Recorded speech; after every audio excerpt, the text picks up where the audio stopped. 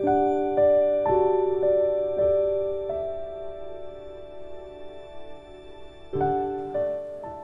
hamdalillah nahmaduhu wa nasta'inuhu may yahdihillahu fala mudhillalah wa may yudlilhu fala hadiyalah wa asyhadu an la ilaha illallah wahdahu la syarikalah wa asyhadu anna Muhammadan abduhu wa rasuluh amma ba'du. Ikhwatu iman yang dimuliakan Allah Subhanahu wa taala,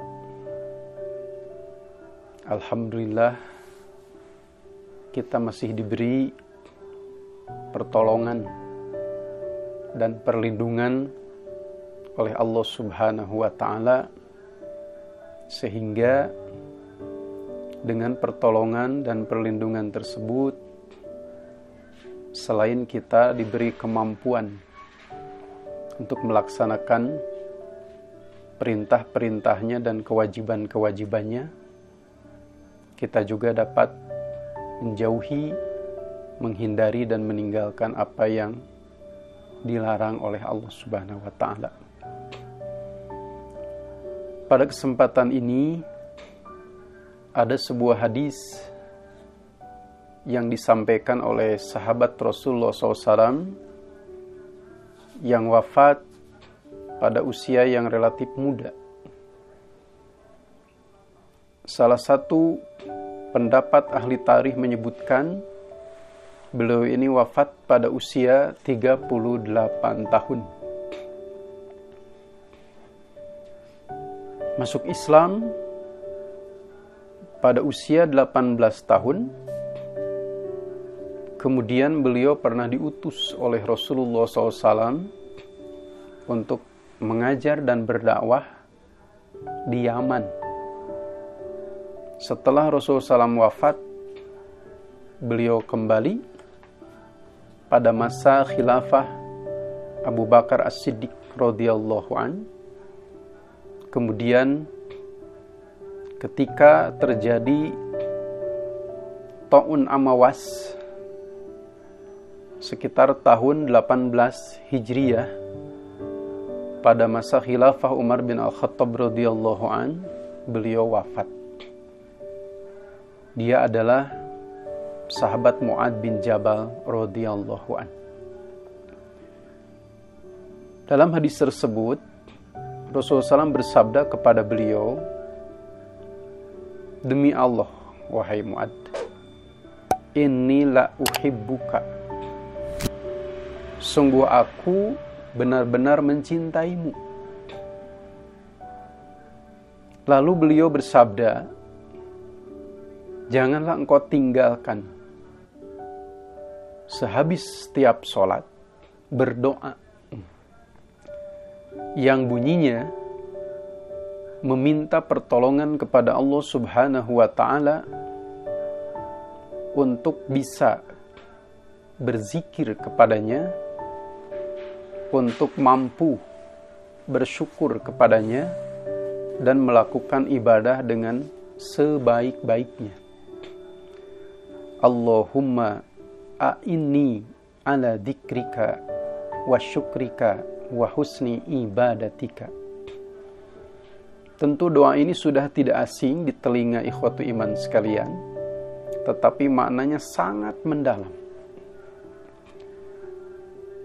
Dan doa ini pun sangat berkaitan erat dengan ibadah kita.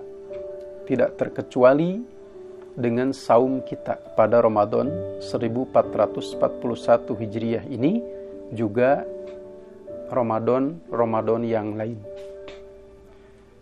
Di antara isi doa ini, Rasulullah SAW mengatakan bahwa perlu setiap orang memohon pertolongan kepada Allah Subhanahu wa taala supaya bisa mewujudkan ketaatan kepada Allah Subhanahu wa taala secara keseluruhan dengan apa yang ada pada diri kita, dan memang semuanya dituntut untuk itu. Pertama, lidah kita dituntut untuk mewujudkan ketaatan kepada Allah Subhanahu wa ta'ala. hati kita juga dituntut untuk taat kepada Allah Subhanahu wa Ta'ala. Anggota badan kita pun demikian. Allahumma a'inni ala dzikrika wa syukrika wa husni ibadatika. Ya Allah, semoga Engkau memberi pertolongan kepada hamba untuk berzikir kepadamu dan bersyukur kepadamu dan ibadah dengan baik kepadamu. Kita garis bawahi yang ketiga ini. Ibadah tapi dengan baik kepadamu. Tentunya mengandung arti beribadah dengan semaksimal yang kita bisa, seoptimal yang kita mampu. Bukan hanya menargetkan asal gugur kewajiban, asal melaksanakan, termasuk pada ibadah saum kita. Makanya, salah satu upaya yang bisa ditempuh untuk mewujudkan hal ini disebutkan pula oleh Allah Subhanahu wa Ta'ala sebenarnya pada salah satu ayat di surat Maryam, yang saya yakin ikhwatu iman sering mendengarnya, sering membacanya. Pada ayat ini Allah menyebutkan dengan kata-kata wastobin li ibadati, dan bersabarlah dalam beribadah kepada Allah. Firman Allah ini menyuruh kita dalam ibadah kita untuk bersikap sabar. Bahkan pada Ihya Ulumuddin dan ringkasan-ringkasannya yang banyak juga dikutip, disebutkan bahwa ikhlas dalam beribadah ini tidak terkecuali saum kita. Supaya terwujud husni ibadatik tadi, harus diwujudkan 3 waktu. Pertama adalah qoblal ta'at atau qoblal amal atau qoblal ibadah, sebelum melaksanakan ibadah itu sendiri. Bagaimana caranya? Bitashihin niat, dengan memelihara niat yang bersih. Bersih dari noda-noda riya, bersih dari noda-noda sum'ah, dan semua noda-noda yang akan mengotori niat kita. Yang kedua adalah hala ta'at, halal amal, halal ibadah, pada waktu sedang berlangsungnya ibadah tersebut. Saum kita dari subuh hingga maghrib, sholat kita dari takbir sampai salam, haji kita termasuk mulai tanggal 8 sampai nafar sani, kalau yang nafar sani atau nafar awal di akhir manasik haji kita, harus mampu mewujudkan kesabaran. Caranya adalah dengan ihsan fil ibadah. Ketika Rasulullah SAW ditanya tentang iman, tentang Islam, tentang kiamat, salah satunya Rasul juga ditanya tentang apa itu ihsan. Menurut Abu Bakar Al-Jazairi dalam Minhajul Muslimnya, ihsan yang dimaksud adalah ihsan fil ibadah. Makanya jawaban Rasul waktu itu bagaimana? Beliau menjawab, anta budallaha ka'annaka tarahu fa illam takun tarahu fa innahu yaraka.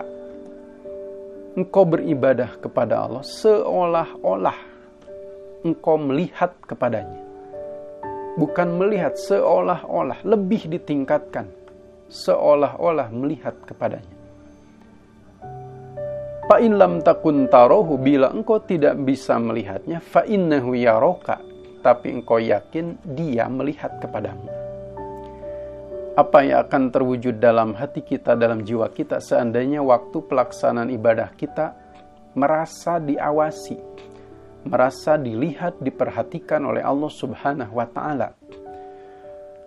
Tentu rukun-rukun ibadah tersebut akan kita penuhi seluruhnya, syarat-syaratnya kita akan lakukan A sampai Z. Bukan itu saja, termasuk adab-adab ibadah tersebut. Makanya pantas Ibnu Abi Syaibah meriwayatkan dalam Al-Kitabul Musannaf pada hadis nomor 8880, sahabat Jabir pernah mengatakan, "Idza sumta falyasum sam'uka wa basoruka wa lisanuka anil kadhib wal ma'asim." Kata sahabat Jabir radhiyallahu an, bila Anda sedang saum, falyasum sam'uka, pendengaranmu ikut saum, wa basoruka, penglihatanmu ikut saum, wa lisanuka, lidahmu ikut saum. Tentunya yang tiga ini bukan saum dari makan minum, tapi dari kazib, berdusta, dari ma'asim, perbuatan-perbuatan dosa. Dalam rangka apa? Mewujudkan husni ibadatika tadi, maka yang kedua bersabar waktu melaksanakan amal tersebut, termasuk saum kita. Dan mudah-mudahan kita diberi kemampuan oleh Allah Subhanahu wa Ta'ala untuk beribadah saum ini sebaik yang kita mampu, sebaik yang kita bisa. Dan yang ketiga, bersabar di dalam beribadah adalah setelah selesai ba'dal faragh minal amal, minat ta'at. Setelah bulan Syawal tiba, artinya ibadah saum kita selesai, tapi hati-hati. Ada ucapan-ucapan, ada amal-amal yang akan merusak pahala saum kita. Maka sabar pada 3 waktu ini betul-betul kita perlukan, termasuk dalam ibadah saum kita.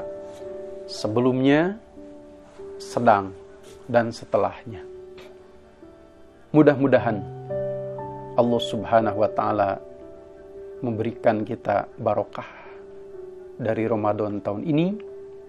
Di antaranya adalah kita bisa mewujudkan sebagaimana isi doa yang diajarkan Rasulullah SAW kepada sahabat Mu'ad bin Jabal tadi, Allahumma a'inni ala zikrika wa syukrika wa husni ibadatika. Aqulu qouli hadza wa astaghfirullah li wa lakum.